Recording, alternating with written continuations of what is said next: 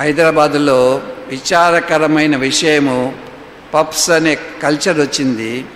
వారు ఎక్కడికి పోతున్నారో కూడా తల్లిదండ్రులకు తెలియదు.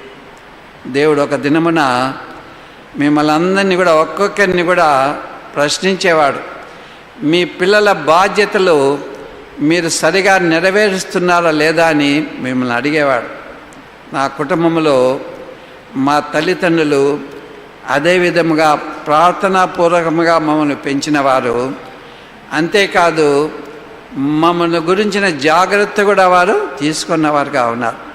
చిన్నతనంలోనే మొట్టమొదటిగా నా తల్లి మారు మనసు పొందింది, రక్షణ పొందింది. ఆమె మారు మనసు పొంది రక్షణ పొంది కుటుంబ ప్రార్థనలో ప్రతిదినం కూడా ఏడ్చి ప్రార్థన చేసేది. మేము అడిగేవాళ్ళం కుమారులము, అమ్మ నువ్వు రక్షణ పొందినావు కదా, నువ్వు సంతోషంగా ఉండాలి కదా, రక్షణ గురించి ఆనందం ఉండాలి కదా, ఎందుకు ఏడుస్తున్నావు, నువ్వు రక్షణ పొందినావా లేదా అని ప్రశ్నించిన దినాలు కూడా ఉన్నాయి.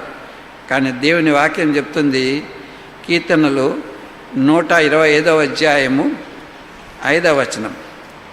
కీర్తనలు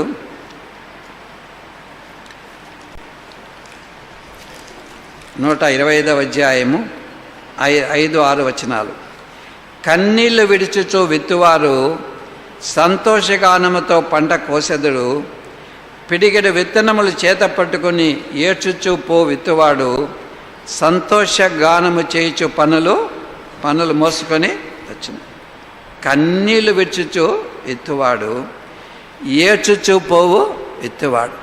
మన పిల్లల కొరకు కన్నీరు కార్చవలసిన వారం, ఏడ్చవలసిన వారం.